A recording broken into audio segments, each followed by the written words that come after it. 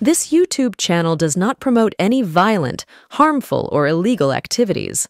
All content provided by this channel is meant for an educational purpose only.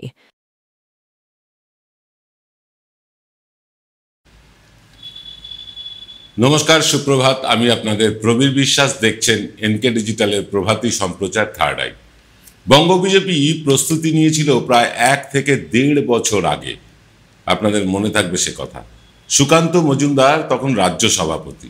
Lok Sabha নির্বাচনে হেরে দিশেহারা দিলীপ ঘোষ আর রাজ্য জুড়ে ছড়ি ঘোরাচ্ছেন none other than one and only Suvendu Adhikari. তখনই ঠিক হয়ে গিয়েছিল শুভেন্দু স্ট্র্যাটেজি। আসলে শুভেন্দুর মতো নির্বোধ মাথামোটা পলিটিশিয়ান এই রাজ্যে অন্তত দ্বিতীয়টা আপনি খুঁজেই পাবেন না। তা না হলে বিজেপিতে জয়েন করে কেউ বলে কখনো যে বিজেপির সাথে তার 6 বছরের পুরনো যোগাযোগ? কেউ বলে এসব কথা? মানুষের কাছে এসব বলে বিশ্বাসযোগ্যতা অর্জন করা যায় কি? আবার ধরুন, এই যে শতাধিক IPS IASদের সাথে তাদের মাধ্যমে তিনি সরকারের সব গোপন তথ্য পেয়ে যান, এসব কথা কেউ কি কখনো প্রকাশ্যে বলে? দেখুন, যোগাযোগ থাকতেই পারে এবং আছেও, কিন্তু সেই নিয়ে কথা প্রকাশ্যে বলে একদিকে যেমন রাজ্য সরকারকে সজাগ করে দিলেন শুভেন্দু, আর অন্যদিকে তার ওই খবরিলাল IPS IASদেরও কিন্তু দুশ্চিন্তার মধ্যে ফেলে দিলেন, যারা সরকারে থেকে বিরোধী দলনেতাকে খবরাখবর সাপ্লাই করছিলেন। তারা পড়ে গেলেন আতান্তরে। তারা আর কি করবেন? সব কিছু অপরিপক্ক গাম্বাট রাজনৈতিক নেতাদের পরিচয় ছাড়া আর কিছুই না।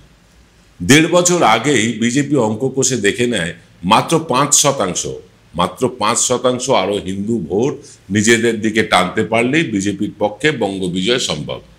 সেই অনুযায়ী তৎকালীন সভাপতি সুকান্ত মজুমদারের প্রত্যক্ষ এবং পরোক্ষ প্রশ্রয়ে শুভেন্দু হঠাৎ হয়ে উঠলেন বিরাট বড় সনাতনী। মুখ্যমন্ত্রীকে বেগম খালা বলতে শুরু করলেন। মুসলমানদের উদ্দেশ্যে এমন কিছু শব্দবন্ধ ব্যবহার করতে শুরু করলেন যা অন্তত আমি আমার মুখে আনতে পারবো না কিছুতেই। একই সাথে বলেও দিলেন যে 5% হিন্দু ভোট পেলেই তার কেল্লাফতে হয়ে যাবে। বলতে দ্বিধা নেই, তৃণমূলও শুভেন্দুর এই ন্যারেটিভে কিন্তু পা দিয়ে ফেলেছিল। কিন্তু উড়িষ্যা থেকে সমাজ মাধ্যমে ভেসে এলো একের পর এক বাঙালি নিপীড়নের ভিডিও। উত্তরপ্রদেশ, মহারাষ্ট্র, দিল্লি, একের পর এক রাজ্য থেকে আসতে থাকলো বাঙালির ওপরে অত্যাচারের ভিডিও, তাদের তাড়িয়ে দেওয়ার ভিডিও। আর সাপে বর হয়ে এলো স্পেশাল ইন্টেন্সিভ রিভিশন SIR।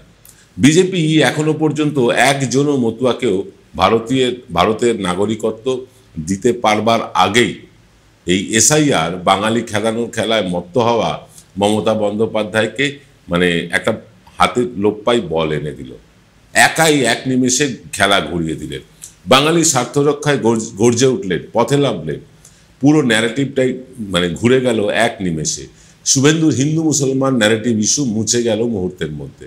সামনে চলে এলো বাঙালি আনার ইস্যু। তার মধ্যেই রাজ্যের বিজেপি সভাপতি বদল হয়েছে।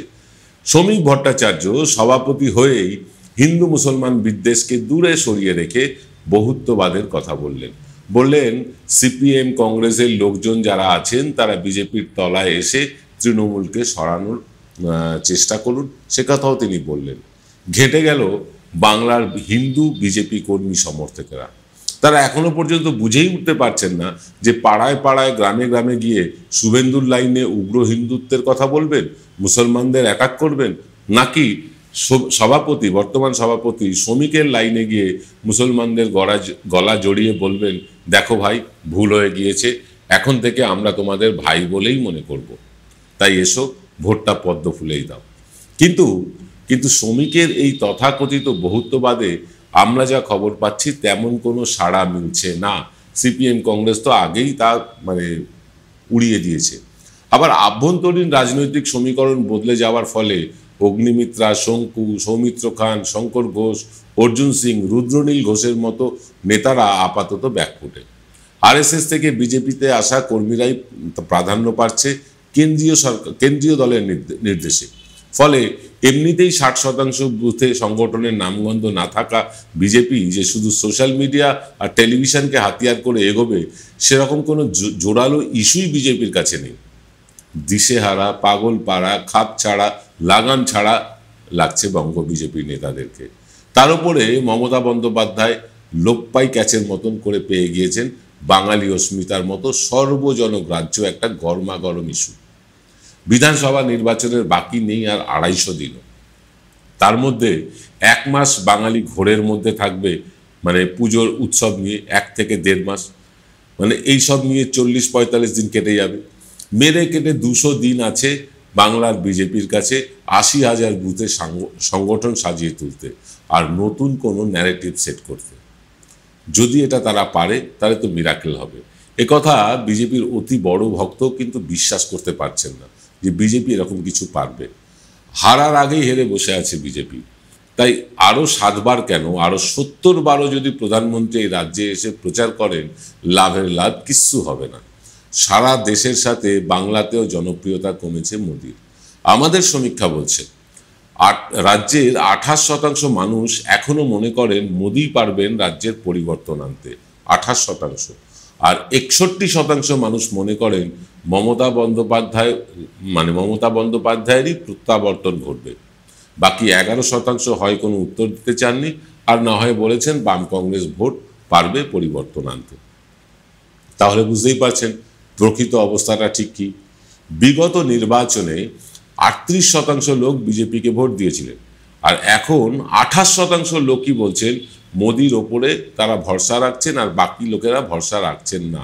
আসলে আগেই বলেছি, শুভেন্দুর মতো নিরেট গাম্বাট রাজনৈতিক ক্যারেক্টার সবসময় বিরোধী দলগুলোকে বাড়তি সুবিধা পাইয়ে দেয়। শুভেন্দু যখন অতিরিক্ত 5% হিন্দু ভোট জোগাড় করে কিস্তিমাত করবার কথা বলছেন, ঠিক তখনই নিজেদের স্ট্র্যাটেজি সাজিয়ে ফেলেছিল তৃণমূল কংগ্রেস। এসআইআর, বাংলাদেশি ভাষা বা অমিত মালব্যর কথায় বাংলা কোনো ভাষাই না, এগুলো সব আগুনে ঘি ঢালার কাজ করেছে মাত্র। বাঙালি বিশ্বাস করতে শুরু করেছে যদি বাঙালির অস্তিত্বই না থাকে, শুধু হিন্দু মুসলমান করে রাজ্যের উন্নয়ন সম্ভব নয়। তার মধ্যে আছে বিজেপি নেতাদের নিজেদের মধ্যেকার ক্যাচাল কাউতাল, যারা সরাসরি রাজনীতি করেন না অথচ গতবারও বিজেপিকে ভোট দিয়ে রাজ্যের পরিবর্তন আনতে চেয়েছিলেন। তাদের কিন্তু কনফিডেন্স কমছে উল্লেখযোগ্যভাবে বঙ্গ বিজেপির প্রতি। প্রায় 20%, 38%-এর যে মানুষ ভোট দিয়েছিলেন তাদের 20% মানুষই ভাবছেন যে এই বিজেপিকে দিয়ে তৃণমূলকে তাড়ানো একেবারেই অসম্ভব। অনেকে বামপথ ধরেছেন ইতিমধ্যে, আবার অনেকে ভাবছেন চোর হলেও তৃণমূল অন্তত রাজ্যের উন্নয়নটা করছে। এই রকম একটা অবস্থায় বাঙালিয়ানা ইস্যুকে সামনে এনে মোক্ষম চাল দিয়েছেন মমতা বন্দ্যোপাধ্যায়, আর সেই ফাঁদেই পড়ে গিয়েছেন শুভেন্দুদের হাতে এই মুহূর্তে কোনো ইস্যু নেই। আগামী 200-250 দিনের মধ্যে নতুন কোনো ইস্যু তৈরি করে মানুষের মনে তা গেঁথে দেওয়া বিজেপির পক্ষে কার্যত অসম্ভব। যতই সোশ্যাল মিডিয়া বা ইউটিউব চ্যানেলগুলোকে তারা পয়সা দিন, যতই তারা টেলিভিশন চ্যানেলকে কলাটা মূলটা ইত্যাদিটা দিন, যাই করুন না কেন, এই 200 দিনের মধ্যে কোনো একটা ন্যারেটিভ সেট করে বঙ্গ বিজয় বিজেপির পক্ষে কার্যত অসম্ভব। আপনারা কি ভাবছেন এ নিয়ে কমেন্ট করে লিখে জানান আমাদের। আমরা আপনাদের প্রত্যেকটা কমেন্ট খুব মন দিয়ে পড়ি এবং আমরা চেষ্টা করি আপনাদের মতো করে অনুষ্ঠান করতে। আপনারা কি ধরনের অনুষ্ঠান চান, কি ধরনের অনুষ্ঠান দেখতে পছন্দ করেন, সেগুলো আমরা সিদ্ধান্ত নিই। আর আপনাদের মধ্যে যারা আমাদেরকে যে মান্থলি সাবস্ক্রিপশান পাঠান তাদের প্রত্যেককে কৃতজ্ঞতা আর ধন্যবাদ জানাচ্ছি। যারা আমাদের মান্থলি সাবস্ক্রিপশান পাঠাতে চান আমাদেরকে, তাদেরকে বলছি এই যে কিউআর কোডটা দেখতে পাচ্ছেন স্ক্রিনে, সেই কিউআর কোডে আপনি কিন্তু এই মুহূর্তে স্ক্যান করে আমাদের মান্থলি সাবস্ক্রিপশান শুরু করে দিতে পারেন, অথবা 9830075869 9830075869 এই নাম্বারে আমাদের কিন্তু ফোনপে, গুগল পে, জিপে আরও কি আছে, পেটিএম ইত্যাদি করে আমাদেরকে আপনারা আর্থিক অনুদান দিয়ে চ্যানেলগুলো চালাতে সাহায্য করতে পারেন। অনেকেই করছেন, প্রায় 40 জন মতন মানুষ নিয়মিত সাহায্য করছেন। আপনিও এগিয়ে আসুন, আমাদের পাশে থাকুন, যাতে এই ধরনের ভিডিও প্রতিদিন সকাল 9টায় একবার, বিকেল 5টায় আর একবার, আর রাত 8টায় আর একবার এই তিনবার আপনাদের কাছে প্রতিদিন যেন আনতে পারি। আজ এ পর্যন্ত, দেখা হবে বিকেল 5টায় প্রবীর প্লাস চ্যানেলে। সকলে ভালো থাকবেন। নমস্কার।